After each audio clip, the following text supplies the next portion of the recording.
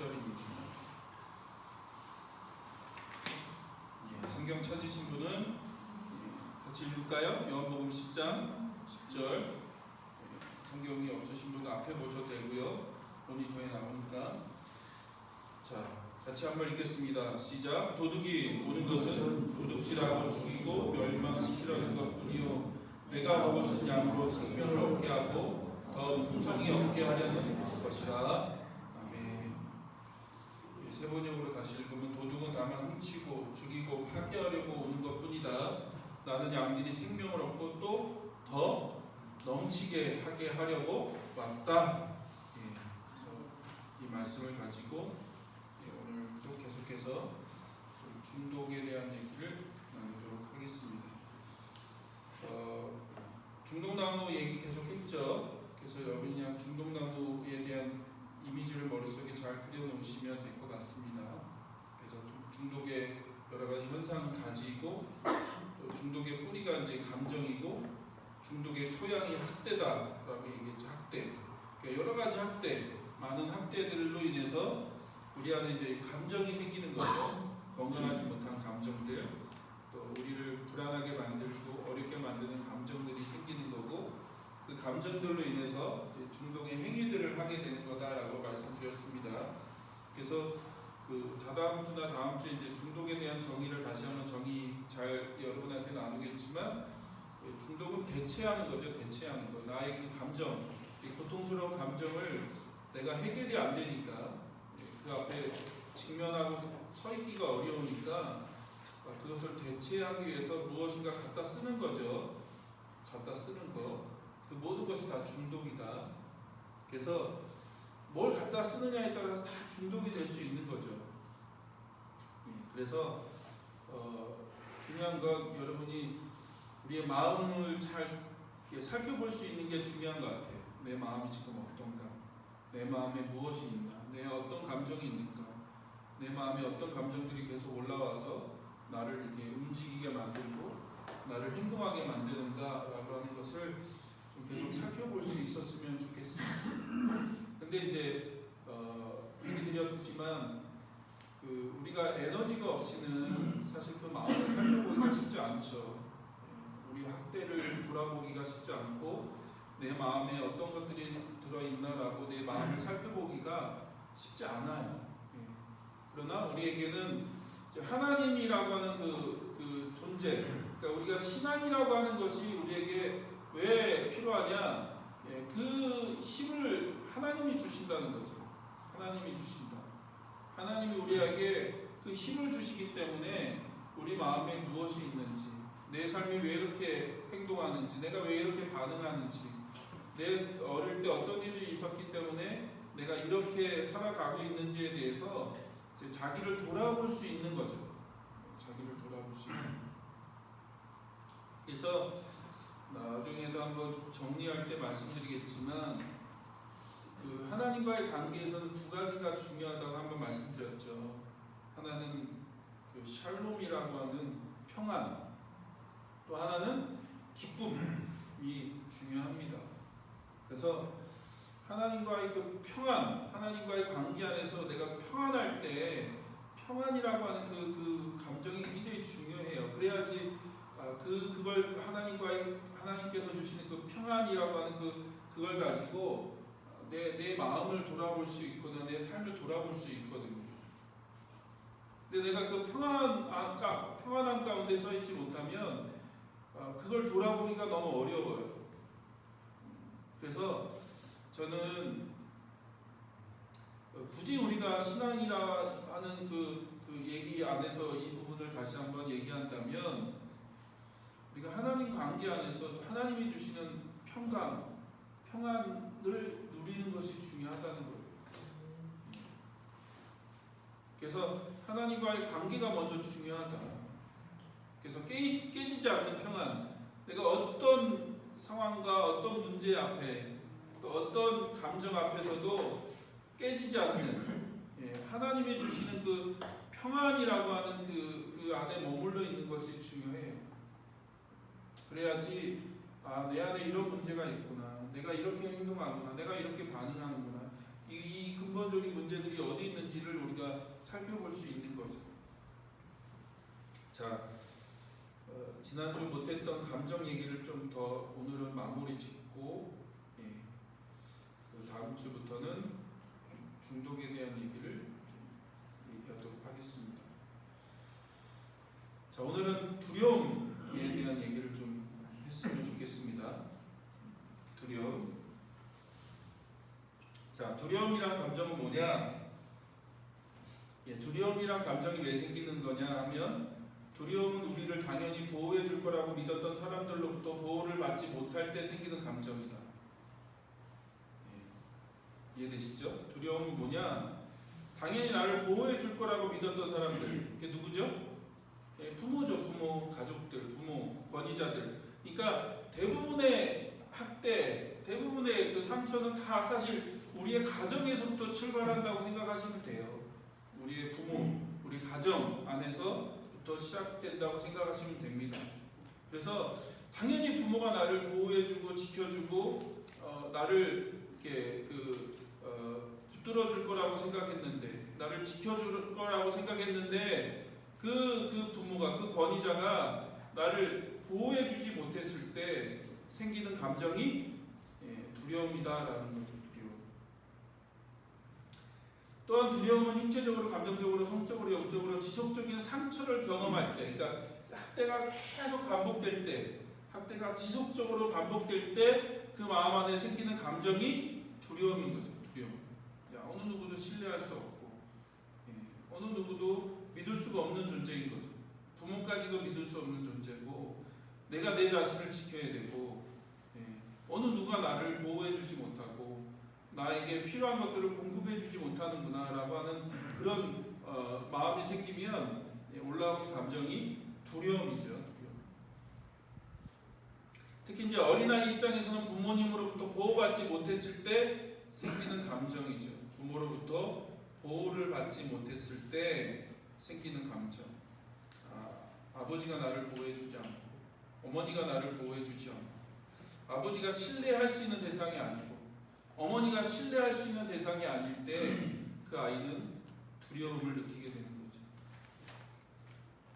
근데 두려움이 어떤 문제들을 만드느냐? 나를 보호해줄 사람이 아무도 없다. 그래서 나는 누가요? 나는 내가 지켜야 돼.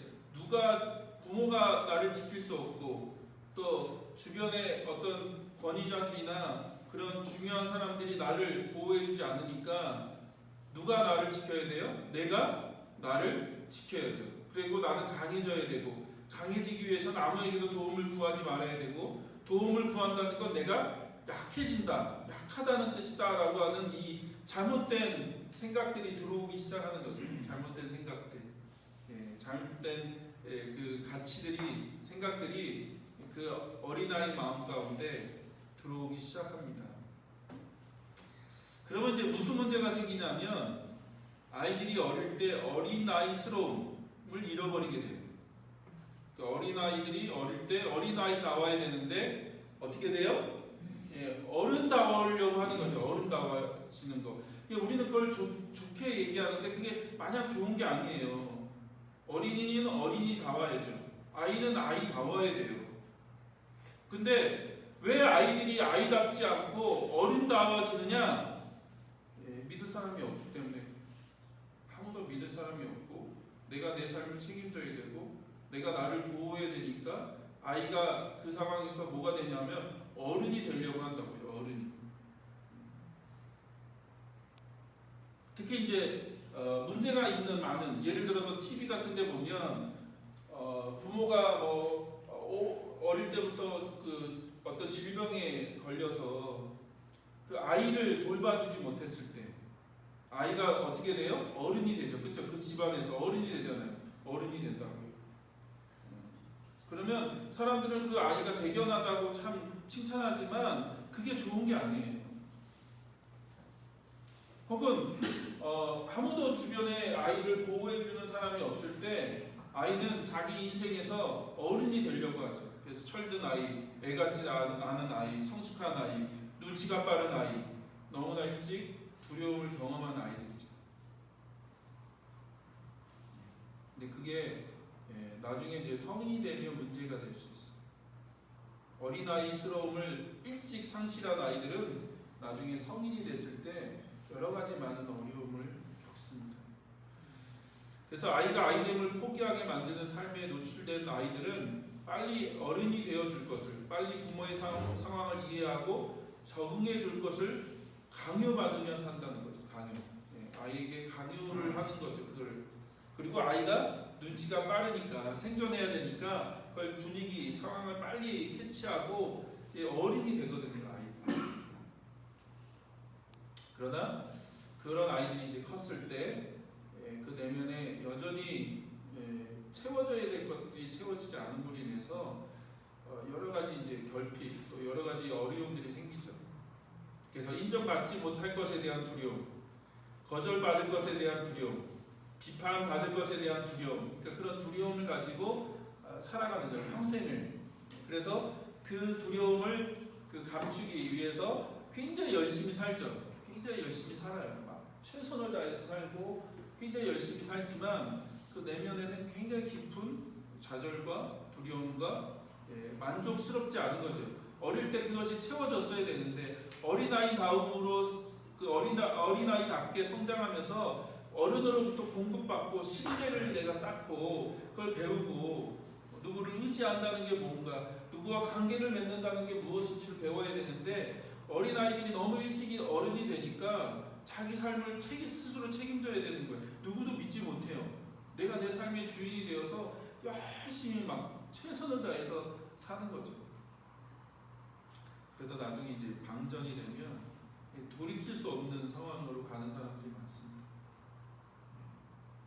어떤 큰 실패를 경험한다든가, 어떤 큰 좌절을 경험한다든가, 나중에 이제 그 성인이 돼서 그런 걸 경험했을 때 이게 한 방에 그냥 훅 갈 수도 있어요. 그냥 한 방에 훅 가는 거죠.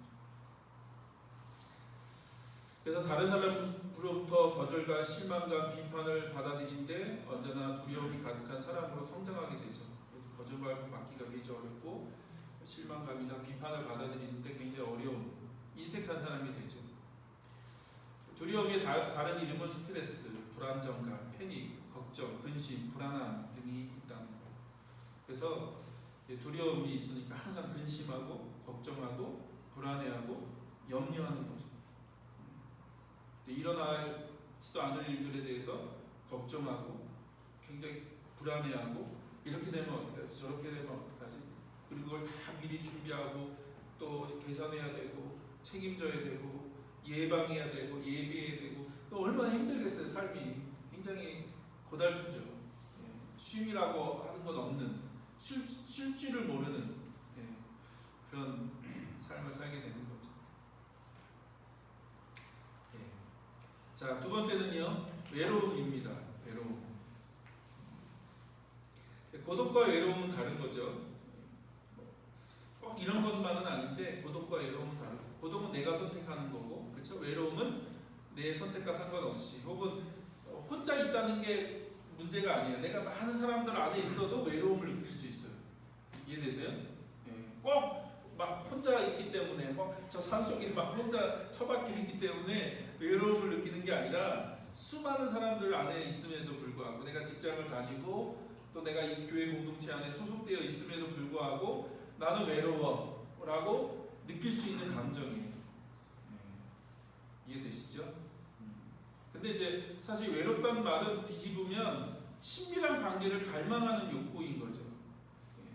근데 어떻게 관계해야 될지 모르고 어떻게 사람들과 그렇게 해야 될지 모르는 거죠. 그래서 내면의 친밀한 관계를 소망하는 것이 외로움인데, 많은 사람들이 그 외로움을 가지고 느끼기 때문에 이제 어려운 상황 가운데 이제 나가게 되는 거죠.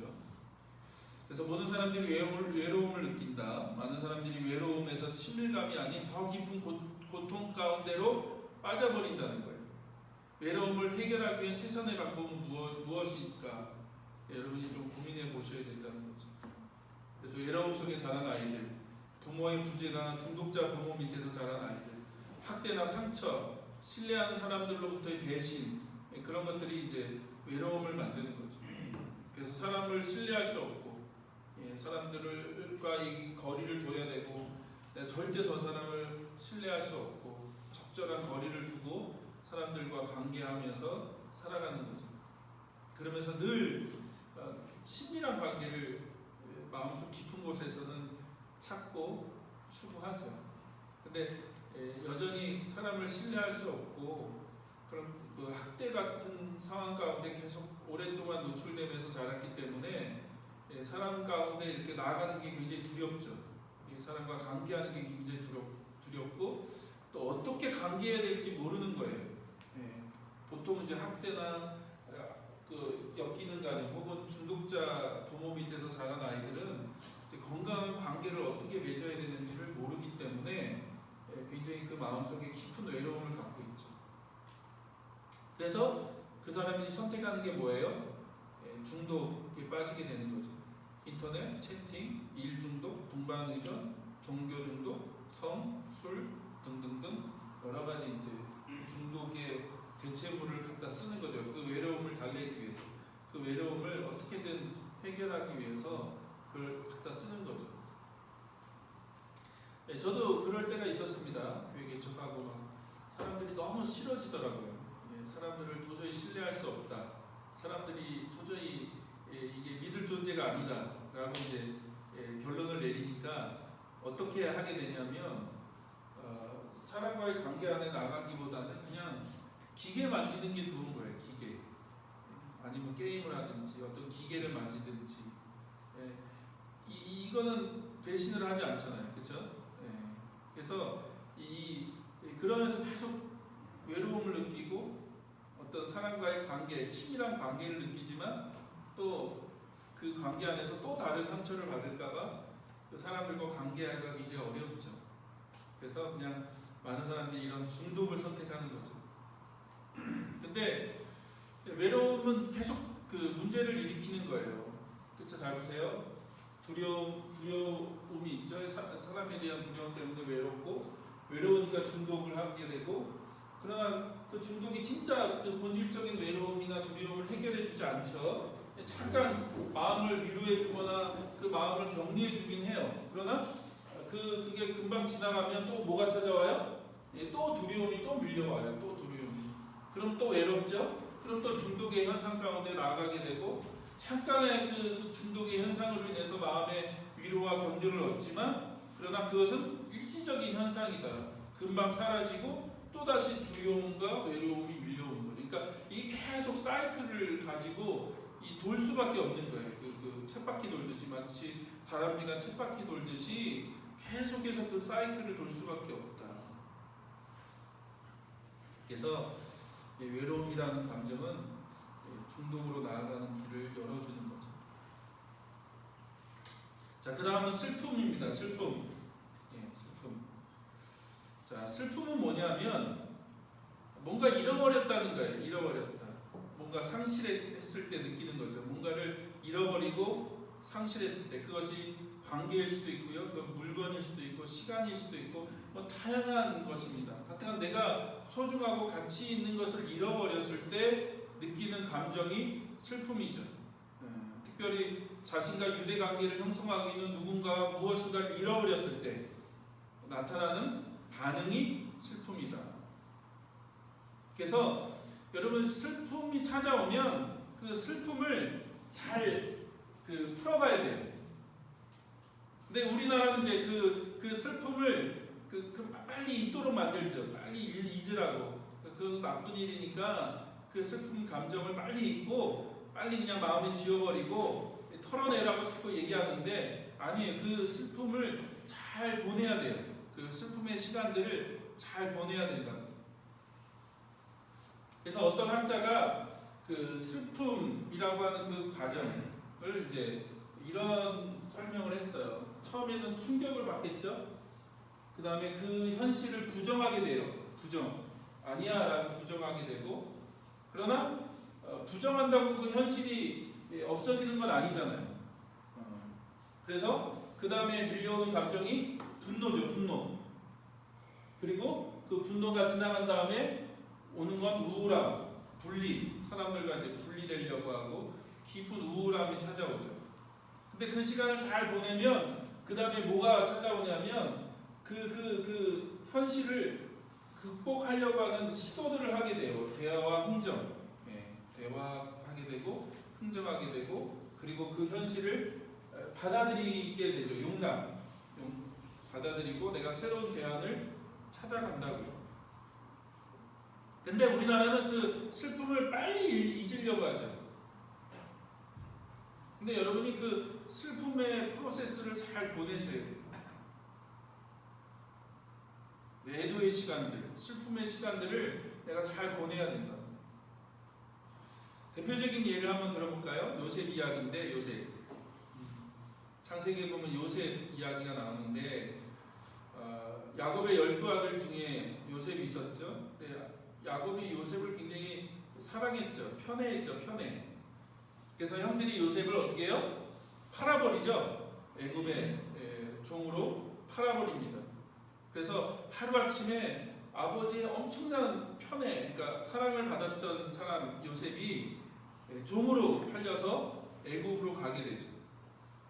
그리고 나중에 이제 요셉이 총리가 되고 뭐 큰 그 기근이 들어서 형들이 이제 애굽에 이제 식량이 있다는 얘기를 듣고 그 식량을 구하기 위해서 애굽으로 가게 되면서 다시 요셉을 만나는 거죠. 요셉인지 모르지만 처음에는 요셉인지 잘 모르지만 어떻든 그런 시간들을 이렇게 보내죠. 그 사건들이 그렇게 이제 스토리가 진행되고 있는데 자 창세기 42장 24절을 보면요. 이런 얘기가 있어요. 요셉이 그들을 떠나가서 울고 다시 돌아와서 그들과 말하다가 그러니까 지금 형들하고 얘기를 한다고요. 형들이 이제 그 식량을 찾으러 왔는데 형들은 자기 앞에 서 있는 그 총리가 그러니까 요셉일 거라고 꿈에도 생각 못하죠. 그 자기 동생 요셉일 거라고 꿈에도 생각 못하지만 요셉은 딱 보면 알죠. 형들이라는 걸 알아요. 그리고 이제 형들하고 얘기하다가 어떻게 해요? 뭘 했다고요? 뒤로 물러나서 자기 뭐 사무실로 갔든지 집으로 갔든지 알 수는 없는데 하여튼 그들을 떠나서 울었다는 거예요. 울었다. 그러니까 슬퍼한 거죠. 슬퍼한 거. 그리고 다시 돌아와서 그 형들과 얘기를 나눴다라는 얘기가 있습니다. 또 43장 30절에 보면 요셉이 아우를 사랑하는 마음이 복받쳐 급히 울 곳을 찾아 안방으로 들어가서 울었다. 그러니까 요셉이 울었다는 거예요. 울었다. 이게 무슨 말이냐면 많은 사람들이 요셉을 얘기할 때 이런 얘기를 해요. 야, 하나님이 놀라운 계획이 있어서 형들에게 그런 그 요셉을 팔도록 하고 요셉이 그 하나님의 놀라운 섭리를 거쳐서 애굽에서 종살이하고 노예로 살고 막 그 왕의 감옥에 갇혀갖고 정말 소망 없이 살다가 그 꿈 해석 한 번으로 총리가 된 거잖아요. 그러니까 하나님의 놀라운 섭리가 있었어, 하나님의 놀라운 계획이 있었어라고 그런 얘기를 하지만 실제적으로 요셉이 겪었을 그 감정은 여러분이 우리가 좀 생각해 봐야 된다는 거죠. 그 상실, 그 아버지와 가족들과 그 살다가 하루아침에 그 형들의 그 배신, 형들이 판 거잖아요. 어디 잡혀간 것도 아니고 무슨 사고가 난 것도 아니고 정말 자기 매일매일 살아가는 그 형들이 자기를 팔아버렸잖아요. 그러니까 그 요셉이 느꼈을 그 상실과 그 분노와 그 상처와 그 아픔을 우리가 상상할 수 없죠.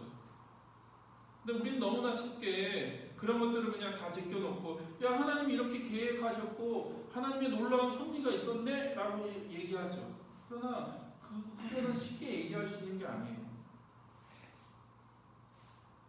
그래서 창세기를 보면 요셉이 형들을 보고 자기 사랑하는 베냐민 그 동생이죠 보고 울었다는 거예요. 울었다. 얼마나 감정이 올라왔겠어요.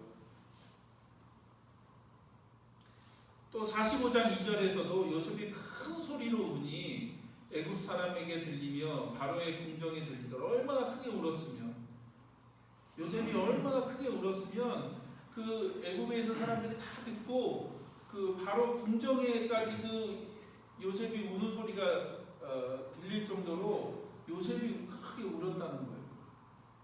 지금 뭐 하고 있는 거죠, 요셉이? 슬퍼하고 있는 거고, 그 슬픔의 프로세스를 하고 있는 거예요. 또 45장 7절과 8절에 보면, 자 보세요. 그런 시간을 보냈기 때문에, 내가 슬픔을 잘 보냈기 때문에 그것을 잘 표현하고, 그가 막 울었어요. 큰 소리로 울기까지 하고 그 감정을 잘 쏟아냈다고요. 그걸 잘 풀어냈다고요. 그걸 잘 풀어냈으니까 지금 이런 고백을 할 수 있는 거예요. 뭐라고 하는 거예요? 하나님이 큰 구원으로 당신들의 생명을 보존하고 당신들의 후손을 세상에 두시려고 나를 당신들보다 먼저 보내셨나니, 그런즉 나를 이리로 보낸 이는 당신들이 아니요 하나님이시라. 하나님이 나를 바로에게 아버지로 삼으시고 그 온 집의 주로 삼으시며 애굽 온 땅의 통치자로 삼으셨나이다 라고 하면서 요셉이 하나님이 하셨어요 라고 하는 얘기를 하죠. 근데 그냥 하는 얘기가 아니에요. 이건 그냥 하는 신앙적인 고백이 아니라 뭘 거쳤다고요? 슬픔을 잘 프로세스했다고요.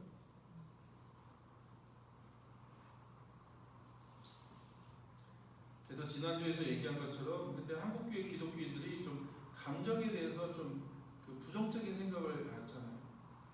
또 한국 사람이 그렇죠. 한국 전체적인 분위기가 감정적이지만, 감정을 표현하지만, 특히 슬픔에 대해서 기뻐해. 예를 들어서 부모를 여의고 내가 사랑하는 사람을 여의고 뭔가를 상실하는 깊은 상처, 아픔을 내가 보냈는데 자꾸 와서 사람들이 하나님이 하실 거야, 뭔가 기뻐해, 괜찮아, 그런 감정에 사로잡히지 말고 감사해야지, 그런 얘기는 너무나 어떻게 보면 폭력일 수 있어요. 그 얘기가 먼저 필요한 게 아니라 뭐가 필요해요? 슬픔을 잘 프로세스하는 시간들이 필요해요. 그래야지 그 다음에 그 사람이 슬픔을 잘 보낸 다음에 그 다음에 그걸 얘기할 수 있다고요. 그 고백을. 하나님이 이런 일들을 하셨어요. 하나님이 이렇게 하시려고 이렇게 하셨네요 라고 하는 건 그 다음에 고백할 수 있는 이야기죠. 그래서 슬픔을 잘 보내셔야 돼요. 슬픔을. 그래서 슬플 때는 슬퍼하는 게 중요해요. 우시고 싶을 때 웃어야죠. 그렇죠?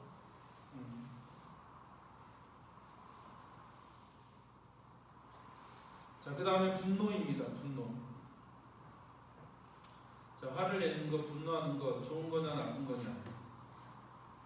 분노가 좋은 걸까요? 나쁜 걸까요? 감정 자체는 좋거나 나쁘다는 도덕성이 없죠. 감정은 그런 가치가 없어요. 뭐가 문제냐면 감정을 느꼈을 때 그 다음에 나타나는 행동, 반응이 중요한 거죠. 반응. 어떤 반응을 했느냐에 따라서 그것이 좋을 수도 있고 나쁠 수도 있는 거지, 분노 자체가 나쁜 건 아니에요. 그래서 반응을 놓고 악하다 선하다 평가할 수 있는 거지, 감정을 악하다 선하다 평가할 수는 없다. 왜냐하면 분노라고 하는 것은 성경에 보니까 하나님이 분노하셨다, 화를 내셨다는 말이 있죠. 만약 분노가 악한 거라면, 분노가 선하지 않은 거라면 하나님이 분노하셨다라는 말은 성립되지 않아요. 그렇죠? 또 제가 제일 좋아하는 그림인데, 어떤 장면이죠? 저 이 그림 너무 좋아하는데, 성전에 들어가서 막 그 예수님이 성전을 이렇게 척결하시는 그 장면을 이제 그림으로 그리는데, 저는 이 예수님의 표정이 너무 오씨 이러고 계신데, 저는 너무 좋습니다. 이 그림이. 인간적인 예수님이죠. 인간적인 예수님. 그래서 예수님이 성전에 들어가셨을 때 어떻게 하세요? 성전에 들어가서 성전 뜰에서 팔고 사고 사는 그런 사람들을 다 내쫓으시고, 돈을 바꿔주는 사람들과 상과 비둘기 파는 사람들의 의자를 다 둘러 엎으셨다. 굉장히 과격한 거거든요. 물론 저 어릴 때 몇 번 저희 아버지가 상을 뒤집어 엎는 그런 기억이 있긴 하지만, 굉장히 과격한 거거든요. 그렇죠? 그러니까 우리가 아는 예수님이 굉장히 막 선하시고 막 인자하시고 막 몸매도 호리호리하고 막 얼굴도 잘생겨갖고 막 그럴 거라고 생각하는데 예, 저는 그럴 거라고 생각하지 않습니다. 예수님이 어릴 때부터 그 목수일을 했기 때문에 굉장히 굉장히 거친 일이거든요.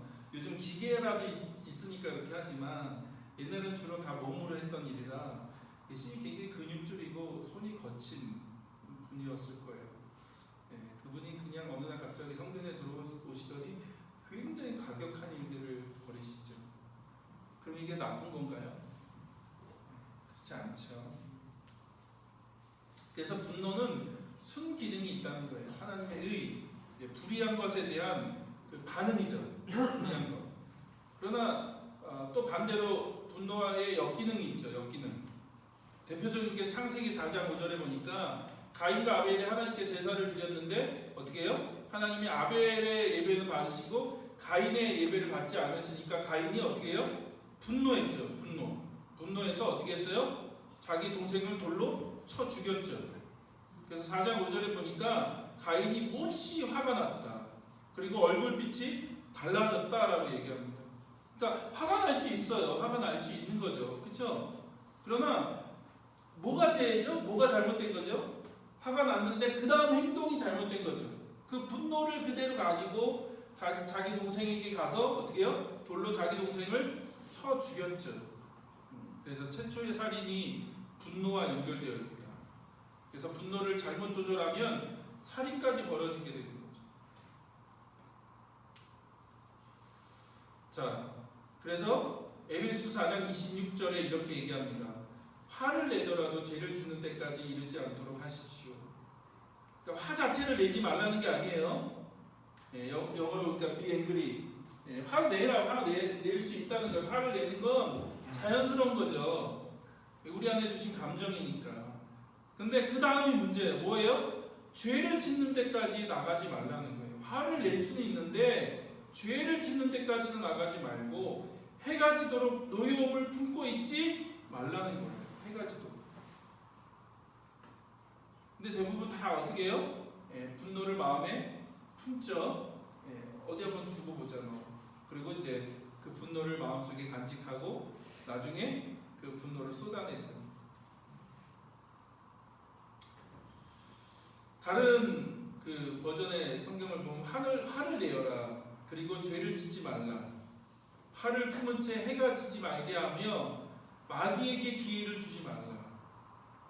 그러니까 조금 더 풀어서 쓴 성경 버전인데, 그래서 화를 내는 건 괜찮다. 그러나 죄를 짓는 데까지는 나가지 말고 하루 동안 하루 해가 넘어가도록 그 분노를 품고 있지 말라. 그리고 그렇게 되면 뭐가 어떤 일이 일어난다고요? 마귀에게 기회를 주게 된다는 거죠.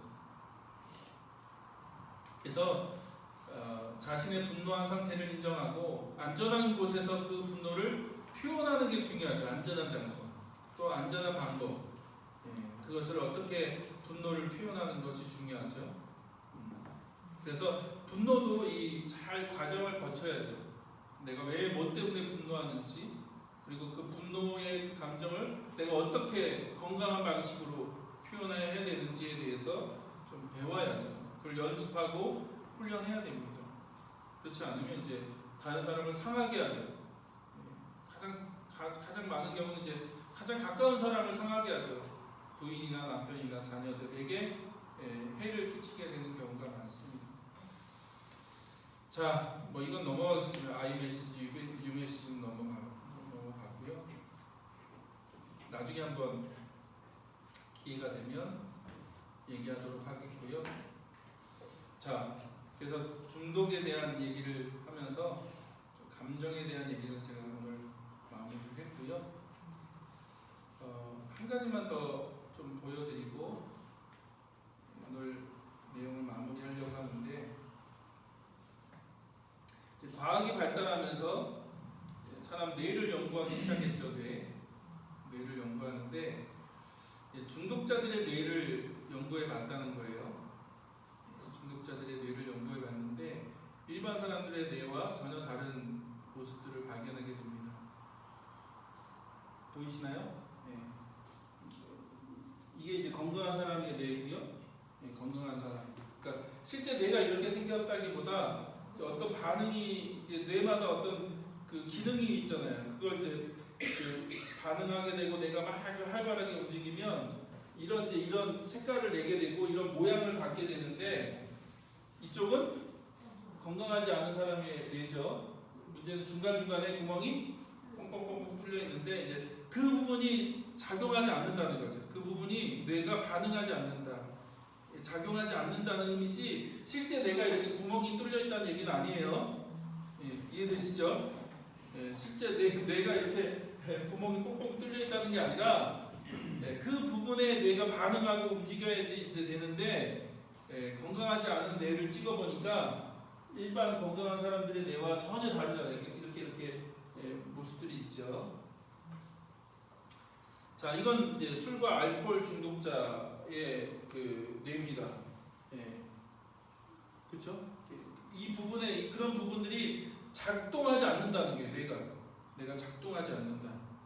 거 그렇게 이해하시면 돼요. 그 다음에 건강한 사람의 뇌, 같은 나이에 건강한 사람들의 뇌를 일반 사람들의 뇌를 찍고 그러니까 알코올 중독자의 뇌를 찍어보니까 이런 부분에서 다르게 보이죠, 그렇죠? 다르게 보이고 이건 이제 약물, 헤로인 중독자의 뇌고요. 이게 코카인, 그 다음에 이건 필로폰 다르죠. 그 다음에 이거는 이제 인터넷 포르노에 중독된 사람들의 뇌를 찍어보니까 이렇게 막 중간중간에 구멍이 있죠. 그 부위가 반응하지 않는다는 거 이해하시면 됩니다. 다시 한번 말씀드리지만 실제로 구멍이 나 있다는 얘기가 아니라 뇌가 활발하게 건강하게 반응하고 움직여야 되는데 그렇지 않다는 거죠. 그래서 그 뇌를 조사해 보니까 아이들이 어릴 때 이제 건강한 관계를 막 하게 되고 그 경험을 쌓게 되고 이제 뉴런이라고 하는 것이 막 이렇게 그 분열하고 이렇게 막 조직하면서 뇌가 건강하게 이렇게 형성이 되는 거죠. 이렇게 건강한 모습으로 형성이 되는데 이게 건강한 상태의 뇌죠. 그러니까 이 앞부분이지 아마 전두엽일 겁니다. 전두엽 이 앞부분. 그래서 사고하고 판단하고 어떤 일들을 통합하고 그래서 어떤 결정하고 뭔가 할 때 이제 이 앞부분을 사람이 많이 쓰거든요. 전두엽. 그러니까 전두엽이 색깔이 진하게 나오잖아요. 그렇죠? 건강한 뇌 상태인 거고요. 근데 이제 다시 보여드리지만 알코올 중독자들의 뇌는 전두엽이 이만큼이 뇌가 반응을 안 한다고 생각하시면 돼요. 활동을 안 한다.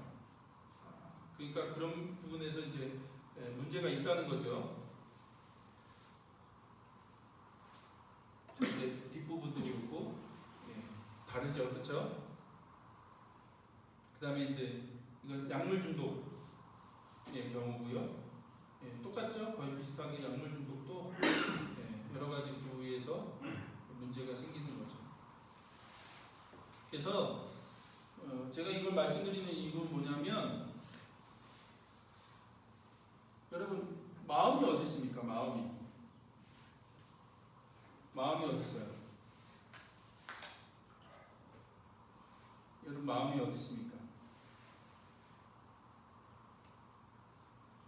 동양 사람들한테 마음을에다 손을 얹으라면 보통 여기 이제 가슴에 얹죠. 근데 외국 사람들은 머리에 얹기도 해요. 이성을 좀 강조하기도 하고 어떤 저 아프리카인가 어딘가 보면 이게 목이라고 생각하는 경우도 있고요. 호흡을 하다 보니까 아마 이 마음이 여기 있다고 생각하는 경우도 있고. 근데 다 다르죠. 근데 마음이 어디 있죠? 마음이 보이나요? 안 보이죠. 안 보이는데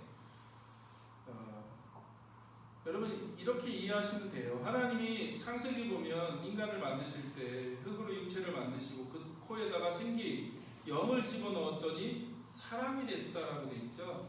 그래서 히브리적 사고로 보면 히브리인들의 사고로 보면 사람은 몸과 영으로 구성되어 있죠.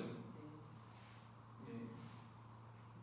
그래서 구약의 히브리 사고를 보면 사람은 두 가지 요소로 구성이 되어 있는 거예요. 하나는 육체적, 하나는 영적인 존재다라고 생각하는 거고. 근데 이제 신약으로 넘어오면 그 헬라 당시 이제 헬라 세계였으니까 헬라인들은 사람이 세 가지 요소로 구성되어 있다고 생각했거든요. 하나는 몸이고, 하나는 영이고, 그 다음에 뭐가 있어요? 하나 더 있죠? 신약 성경에 읽어보면 혼이라는 게 나오죠. 혼이라는 표현이 나오거든요. 그래서 이제 신약을 보면 사람이 세 가지로 구성되어 있다라고 생각해요. 하나는 몸, 하나는 혼, 하나는 영 이렇게 하는 거죠. 근데 어떻든 뭐 두 개냐 세 개냐 그거 중요한 게 아니라 성경에서 말하는 건 뭐냐면 인간은 그것이 그냥 통합적으로 구성되어 있는 거죠. 그걸 분리할 수가 없어요. 어떤 게 육이고 어떤 게 혼이고 어떤 게 영이냐 분리할 수가 없어요. 분리가 안 돼요. 예, 사람들이 자꾸 분리하려고 하는데 분리가 안 된다고요. 그러면 우리 마음이 어디 있느냐? 마음이 작용하는 게 다 대부분 뇌에서 작용해요. 뇌. 방금 봤던 뇌에서 작용하는 거라고요. 여러분 감정도 그렇고 여러 가지 많은 것들이 다 어디서 작용해요? 뇌에서 작용한대요. 뇌. 근데 이제 요즘 이제 이 뇌를 연구하게 되는 거죠. 사람들이 뇌를 연구하면서 이 뇌가 굉장히 중요하구나. 그러니까 중독적인 행위를 계속 하게 되면 왜 이 중독을 끊지 못하느냐? 내가 의지로 끊으려고 했는데 끊지를 못하는 이유가 뭔지 아세요? 예, 뇌가 그렇게 세팅이 돼서 그래요. 뇌가 그렇게 세팅이 된다고요. 내 의지와 상관없이 뇌가 그렇게 세팅이 되기 때문에 뇌가 그 나를 끌고 가는 거죠. 우리 삶을. 그래서 중독을 끊기가 너무너무 어려운 거예요. 오래되면 오래될수록 중독을 멈추기가 너무너무 어려워요. 왜냐하면 뇌가 그렇게 길들여져 있고 뇌가 구성이 그렇게 바뀌기 때문에. 그러니까 제가 무슨 얘기를 하려고 하냐면 이 마음의 문제이긴 하는데 이게 육체의 문제일 수도 있고요. 뇌의 문제니까 육체의 문제일 수 있고 이게 영적인 문제일 수도 있고요. 이게 사실 다 통합적으로 우리 안에 일어나는 문제지 이게 뭐 마음이라고 해서 마음의 문제냐 그럼 뇌의 문제니까 그러면 육체의 문제냐 그렇게만 얘기할 수 없어요. 하나님이 우리를 참 오묘하게 만드셨다는 거. 사람을 참 오묘하게 만들어놔서 그것들이 서로 다 통합적으로 반응하고 움직이고 엮여 있는 거죠. 그래서 저는 우리가 좀 그 성경을 가지고 막 그걸 다 설명하기도 쉽지 않지만 제가 이렇게 얘기하는 이유는요. 우리 자신을 좀 다시 한번 이렇게 돌아볼 수 있었으면 좋겠다는 게 우리의 삶이. 그러면 거기서 하나님의 역할은 뭘까요? 신앙을 갖는다는 의미는 뭡니까? 여러분 삶에서 어떤 역할을 할까요? 어떤 의미가 있을까요? 또 우리가 마음을 돌아봐야 되는데 마음이 보이지 않잖아요. 그래서 감정에 대한 얘기를 하는 거고요. 또 그 감정이 어디서부터 시작되느냐? 대부분 우리의 원가정, 여러분 태어나서 자라신 그 가정 안에서 어떤 일이 벌어졌냐, 어떤 일이 있었냐, 여러분이 부모가 여러분을 어떻게 키웠냐를 따라서 여러분이 그렇게 삶이 거의 그렇게 세팅되어 있는 상태로 우리가 살아간다고요. 그게 감정의 문제이기도 하지만 뇌의 문제이기도 하고요. 예. 그러나 소망이 있는 건 뭐냐면 하나님이 계시다는 거죠. 하나님이 계시고 하나님이 우리를 치유하시고 구원하시려고 하신다.